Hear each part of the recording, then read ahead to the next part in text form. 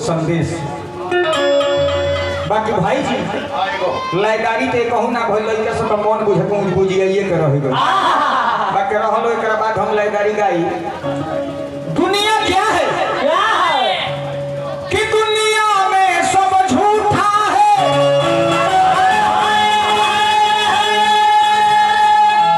सच्चा माँ बाप का प्यार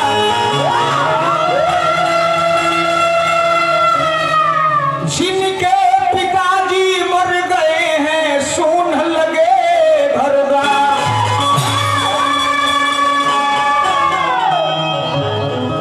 चाचा जी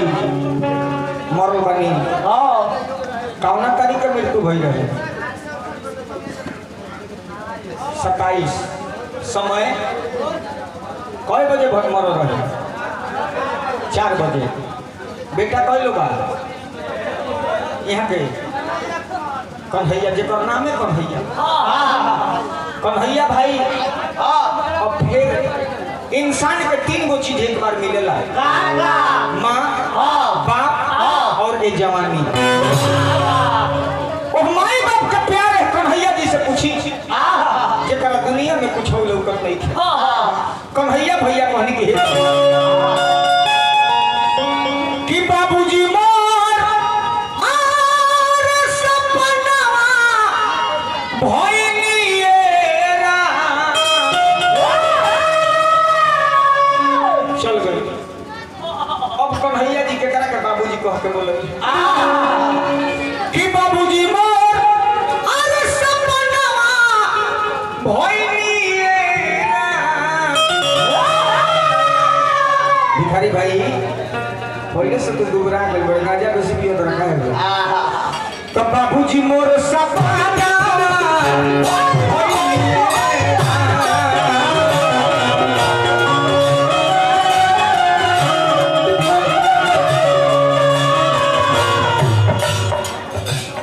बाबूजी मोर सपना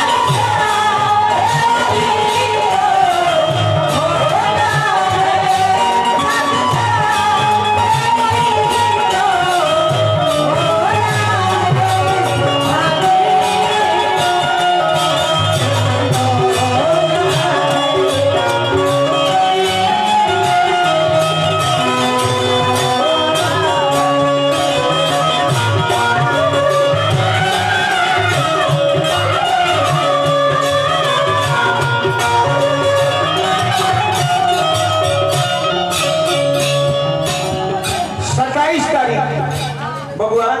27 तारीख में आ दिन कौन रहे एतवार। एक परिवार में विपद के पहाड़ विपद हुई जहिया कन्हैया भाई के पिताजी दुनिया के छोड़ के चल गई। वो दिन कौन रहे 2020 कुआर के महीना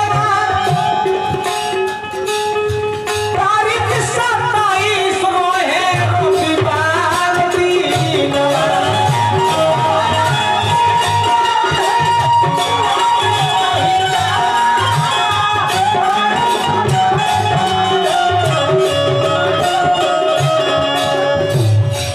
बबुआ हो यही में भांज लगेला छपरैया के ममता 2027 रोहे 2027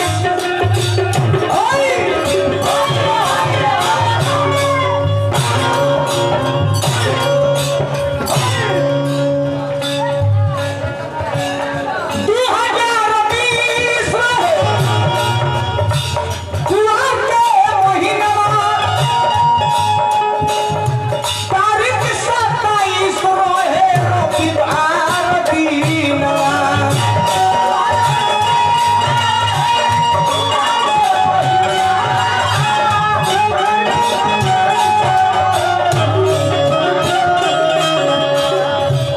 भैया रोवा तनी कहतनी कि हे बाबूजी रोवा कौन भैया भैया नैना गिरलो हो बाबूजी चल गइले हमरा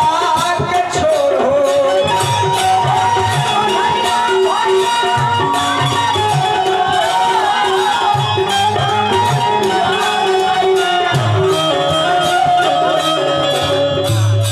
बाबूजी ना आई है। अरे हमारा कान पर कहाँ है बड़ी क्या कान पर में तो तन फॉल्ट हो गया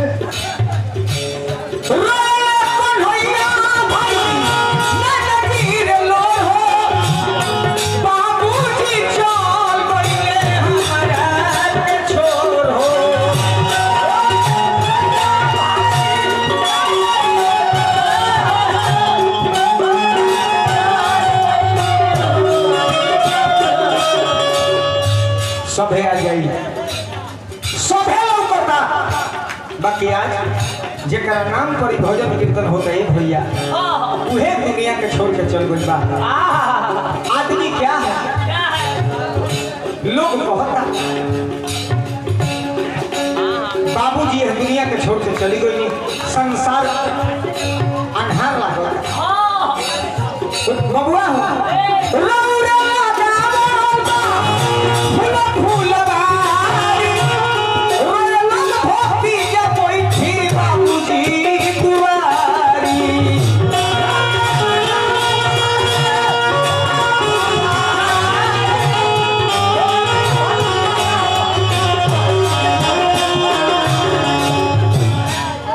भैया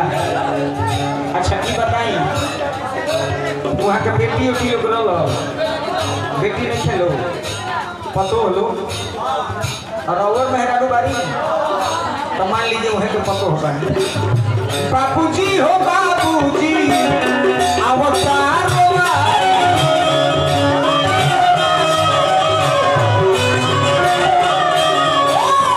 बाबूजी हो बाबूजी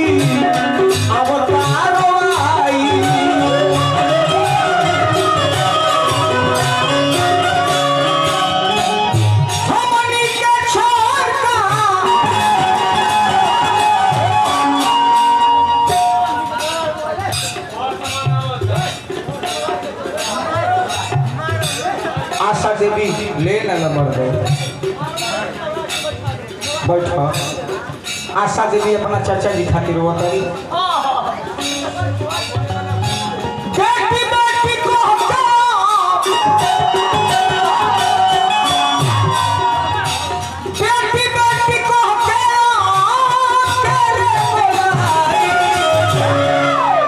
भैया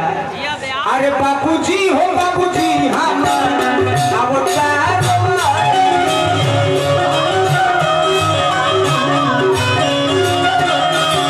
बाबूजी हो बाबूजी हम अवतार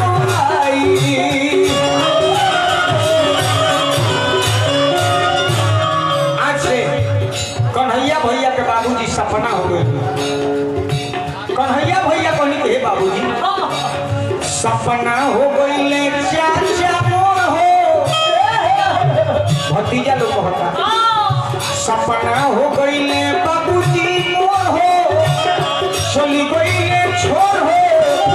चली गई हमली के छोड़ रे दियखी या से लोर गिरता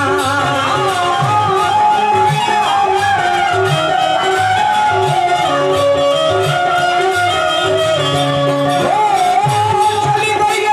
हमली के छोड़ रे दियखी या से लोर गिरता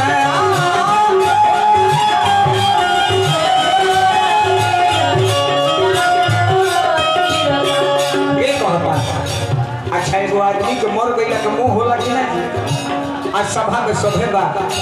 बाकी एगो चाचा के बिना ये दुनिया अन्हार बा कहले संतोष करी जोर हो का कहता है मुकेश व्यास जी मुकेश लोथा जी हमनी के हौसम दोनों गोर नहीं खे देखले करू तो देखो जरा दोनों को गोर नहीं खे हमारा मुकेश लोखा व्यास भाई हम तो हजारों बार कीर्तन बोले बनी बाकी वही कलाकार के जोरा नहीं है भगवान हमारा राजकुमार चाचा के बना कर रखो मुकेश यादव जी के बना कर रखो भगवान से हम यही होना करते हैं भाई हो सब याद बात पहले संतोष परिजोर हो एक बार टुटुर भाई तीन गोला में हमनी के भेटा गए रही तीन गोला में भेटा गनी के जन्म में मुकेश लोथा जी एगो प्रगमन परदेसी जी बारे परदेसी एगो हमनी के हम गनी भैया रोगे लोगन दू गोला गाली हमरा के थोड़े ही में छोड़ देती के ठीक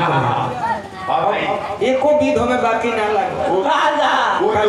वो तो गोला लोग आके बंद करो लोग जब ले बंद ना करलो तब ले दू गोला बंद ना तो गाना बजाना को धार्मिक चीज है एकरा में अश्लीलता का प्रयोग ना करे के तो कहले संतोष करी जोर जी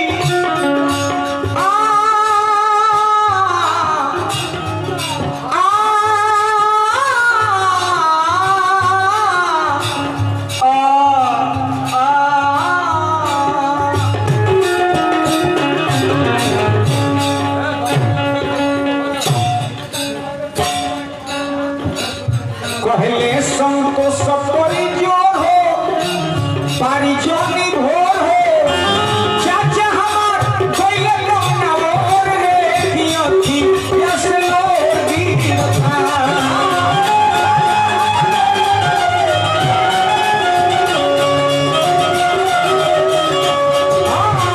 चाचा हमार कोइले कौना और रे दियो की प्यास लोर दी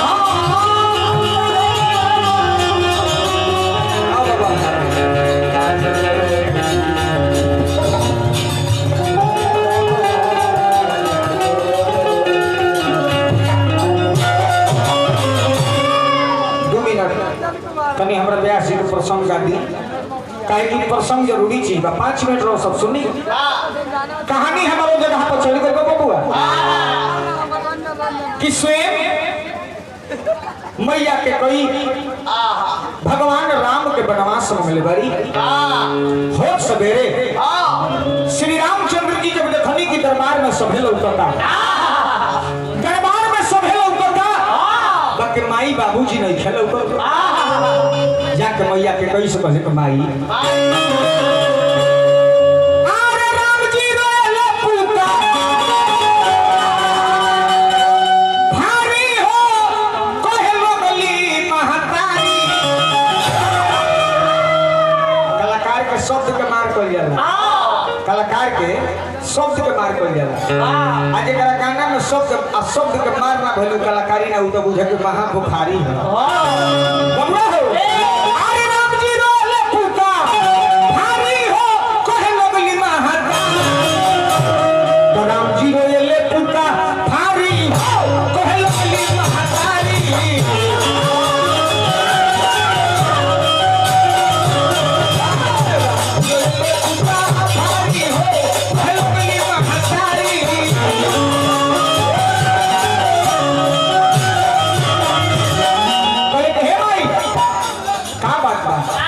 मैया के कई कली को बबुआ बबुआ हो तहर मननी बचनवा बबुआ हो तहर मननी बचनवा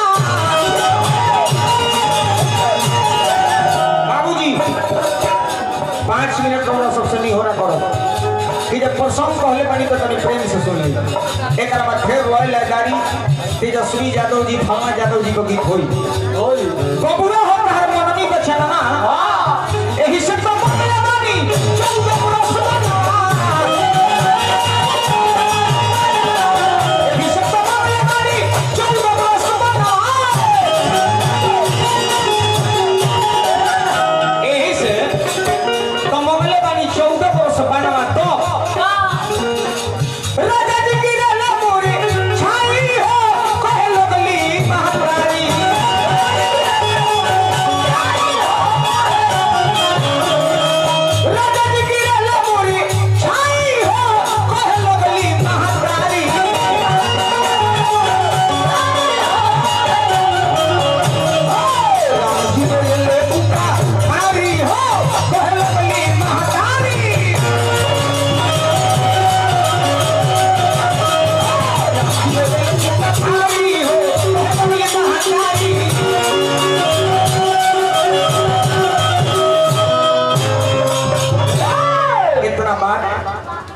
राम जी जब सुनले कि माई हमार 14 बरस के वनवास बाबूजी से मंगले बड़ी तेगो बेटा के फौज बनता कि बाप महतारी को गया के पालन करे। भगवान श्री राम चल गए कहवा मैया कौशल्या जी का लगे कल के माई हम बन जाए क्या प्रकल्पनी। सीता है बात के सुनली। सीता जी जब सुनली ए बबुआ सुनो सीता हम कल से कहीं बात कहता नहीं कि अब हम बबुआ है कहे के भाव कैसे आग जात बानी बनवा के ओर रे सोरिया अरे जात बानी बना के सुनो तू ही हमार प्राण प्यारी हो हम बन के ओर जाता नहीं आ तू आज से माई बाप के सेवा करी हो ए घर के मान प्रतिष्ठा रखी हो। हम लोग संग जाए हमरा संग जाइबू जंगल झाड़ के रास्ता बा तहर कोमल शरीर बा तहरा गोर में कांट फल जाई हमरा साथे तू मत जा ना हम जाए जाइबू। बड़ा सुंदर फुलटुन खोपी भाई एगो लय के याद पर गई अरे गोवने के रात बीती जाई रे अब हिले ना डोले। सीता जी कहली राम से कि स्वामी जेकर पति परमेश्वर घर में जाओ जे दुनिया के गोबर के ठोकर खाओ ओकर मेहरारू के घर में शोभा नहीं खेले। अरे जंगल के डोगरिया कोटी जानी हो हमरा बात के मानो हमरा के वन में जाए दो हम जाई अपना बाप महतारी के प्रतिष्ठा के रखो। अरे जंगल के डोगरिया कोटी जानी हो जयबू हम लोग संग जाए अरे जंगल के डोगरिया कोटी जाई हो सैया रौनी संगवा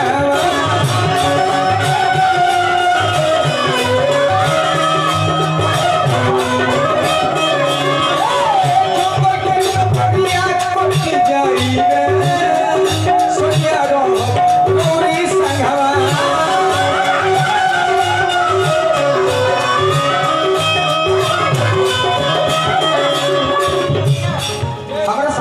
अरे हमरा बात के मानो सीता जी कली गोस्वामी जहाँ में साल होई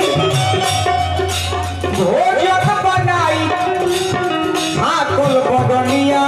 के चोर ददाई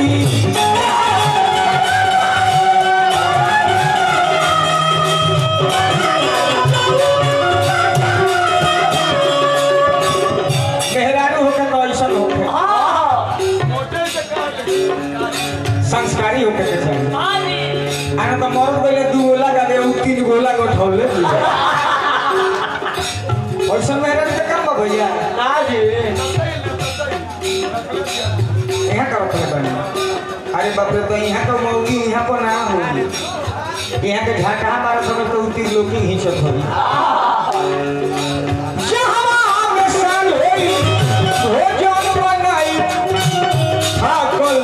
दुनिया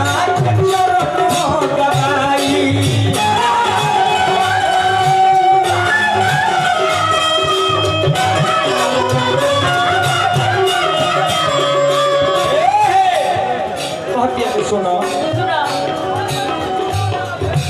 आचारा से पेलिया डोलाई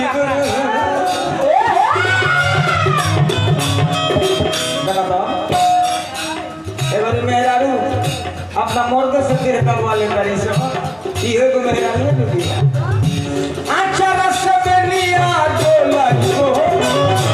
सैया रो हो रो संग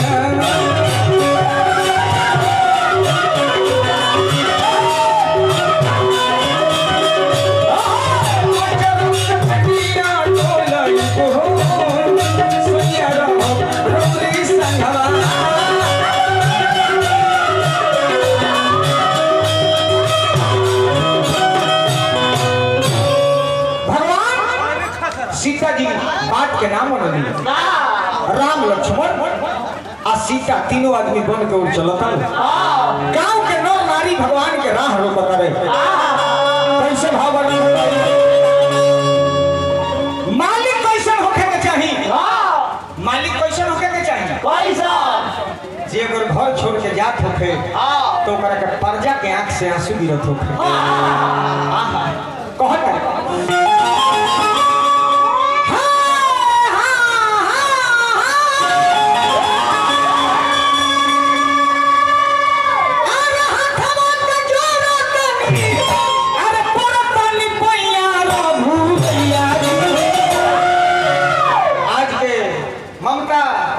नाचला के कलाकारी ना कहल जाए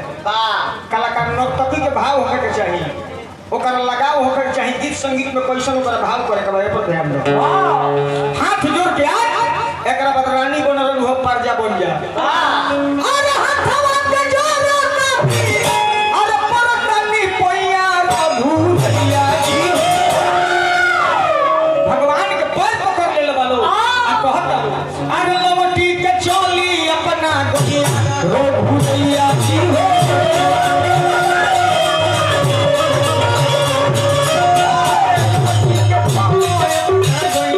भूतिया जी हो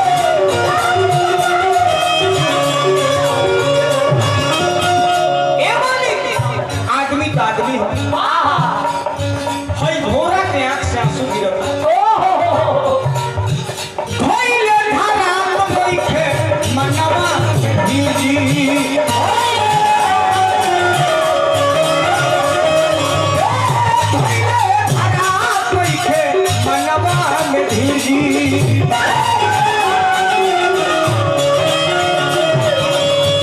घोड़ा रात की जो नाक से आंसू गिरावता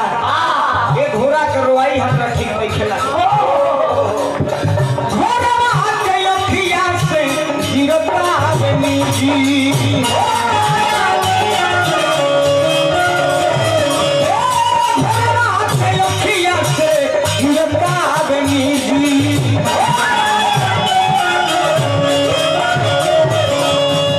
बारा नीरदई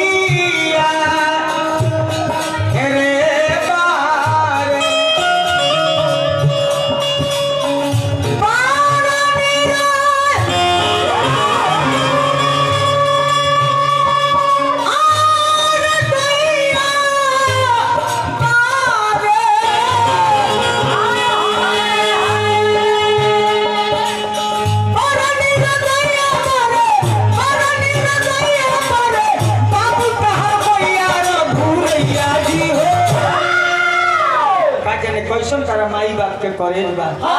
कि तारा हतना सुंदर लड़का के बन में भेजता लो आर लेवटी के चलो अपना गैया रघुरिया जी हो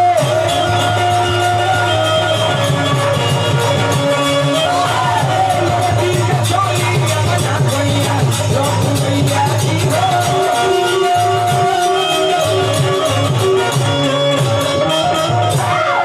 भगवान 12 बजे रात के सिंगेरपुरी में विश्राम भइल बा 12 बजे रात के श्री रामचंद्र जी जगले सुमंत के बुलौले कहले कि सुमंत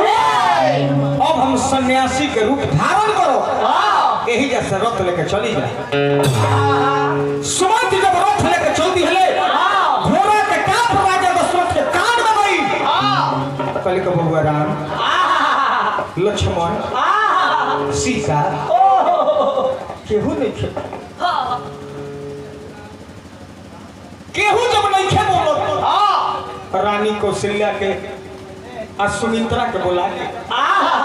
कल के रानी बुझाता कि अब हम जियब नहीं है न सुना हमरा एगो दिन एगो बात की याद पड़ता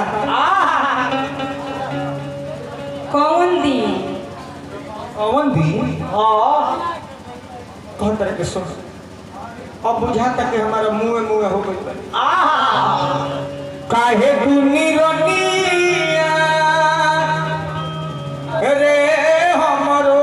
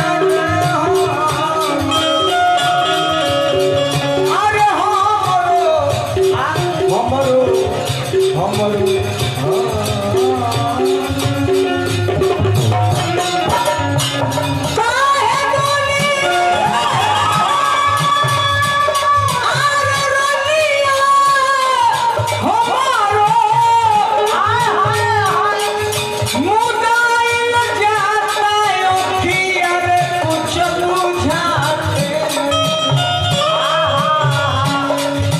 याद आवे अनरूप बतिया कुछ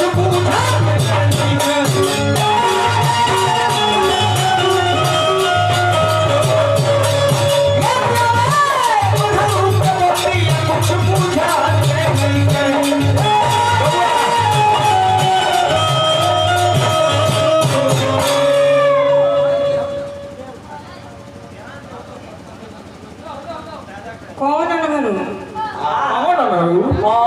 देखो जब हम कुंवार रहनी सब सवेदी बांध चलावत रहनी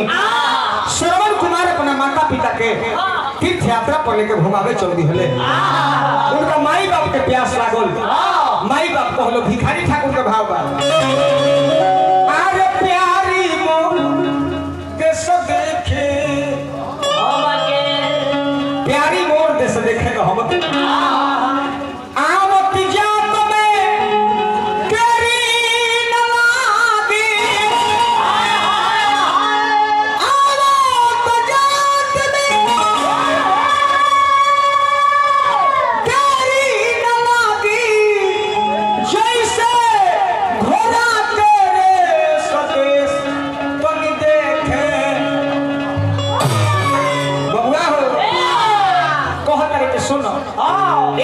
सरवन अरे बबुआ हो तनी पानी पियाओ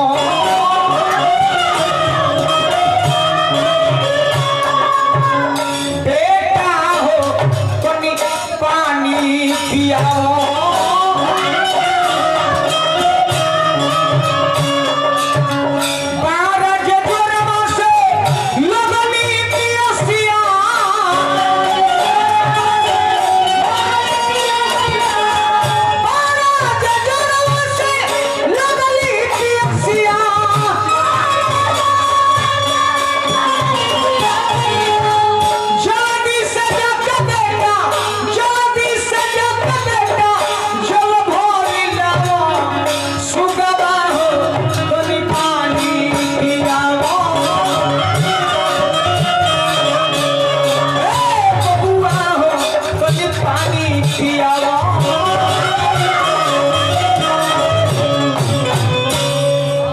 सरवन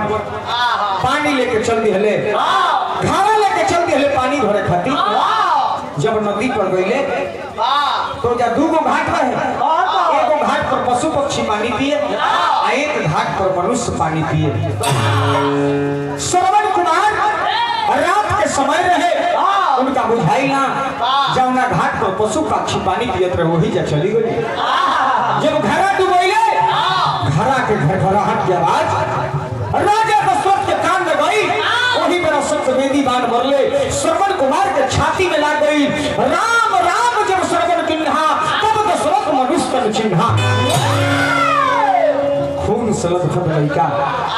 राम राम के आवाज जब श्रवण के राजा दशरथ के कान में गई श्रवण कुमार से जाके राजा दशरथ पूछे तरह के बबुआ कहा घर कहाँ करके राजा इतना पूछे के समय नहीं है इतना पूछे के समय नहीं है हमारा माई बाप के पानी पियावो न तो हमारे प्राण तो जाते बा हमारा साथे साथे दूगो पुरानिया के प्राण चली कह करे अरे राजा जी मेरे मरने के बाद हम जब मर जाएंगे तो पहले नहीं आप मेरे माता पिता को पानी पिलाने के बाद बोल दीजिएगा कि आपके बच्चा को मैंने जान मार कर आया। अरे राजा जी मेरे मरने के बाद तो इतना कष्ट उठा लेना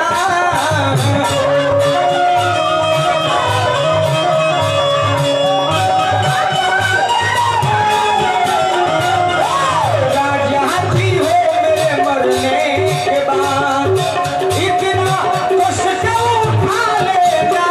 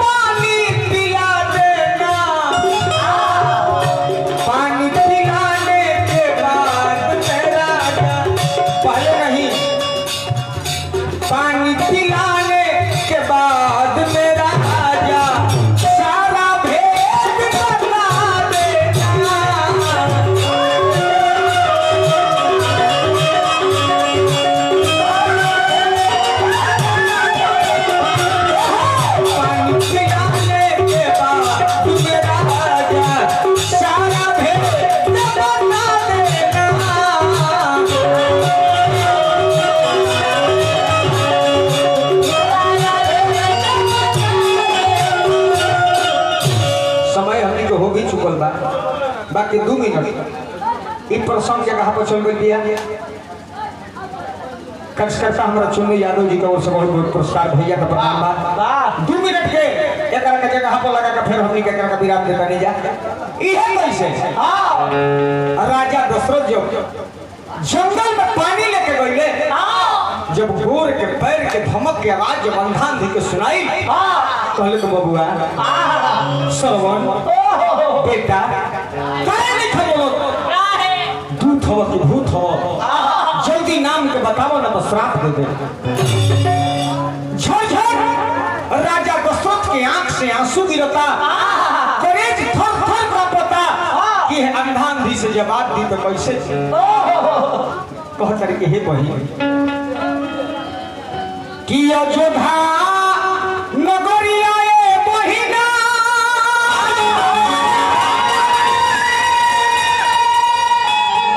अरे घरवा दुआरवा हो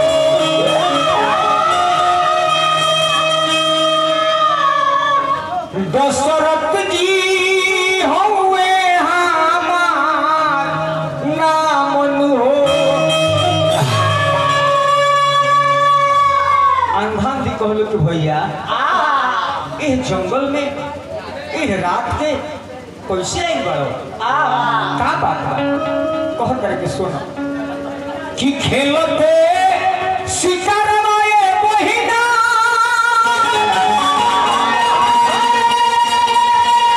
अरे जंगल के तीरावा हो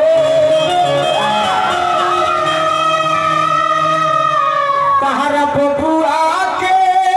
मारी दी हनी जानन हो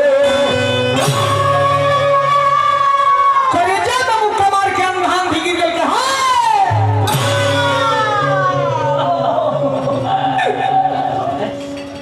राजा का मोना कोइलो सही दुनिया के जे लोग का कोई ई का कोइला सोना इसन बेटा के जान मार के छाती में मुका मार के अंधान भी रुआ कलो आ का कहतल बो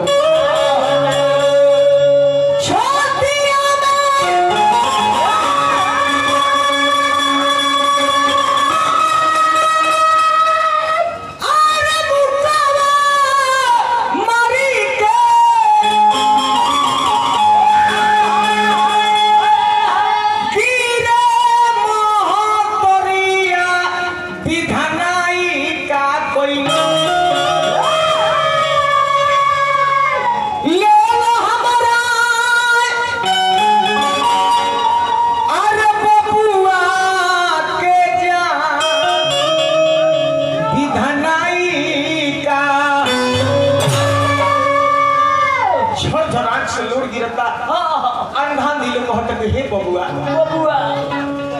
बबुआ सुसुकी मैया अरे रोवतारी जी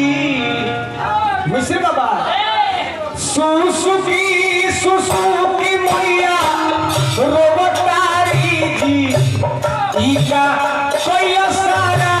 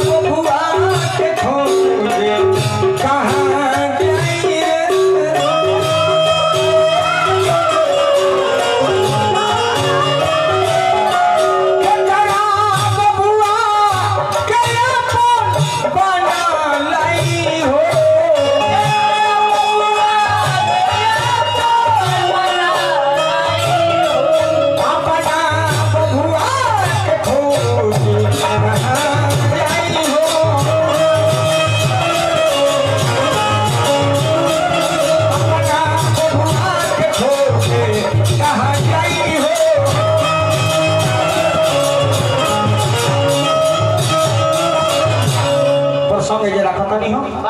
कहानी है जे बा श्रवण कुमार के माता पिता राजा दशरथ के श्राप देलस लो कि जा राजा दशरथ आज जैसे पुत्र के वियोग में हम मरतानी एगो दिन आई कि तू बेटा के वियोग में मर जइबो ये बात बतावा करे अपना दोनों रानी से अब लास्ट पद्धति बा हमनी के एगो लयदारी हम तो निकाल देता नहीं लाली दे दो तो लयदारी सुना मर्दे बाद में बंद करे के बता के बंद कर अब बंद कर के लालू भाई के 3-4 गो गा दी आई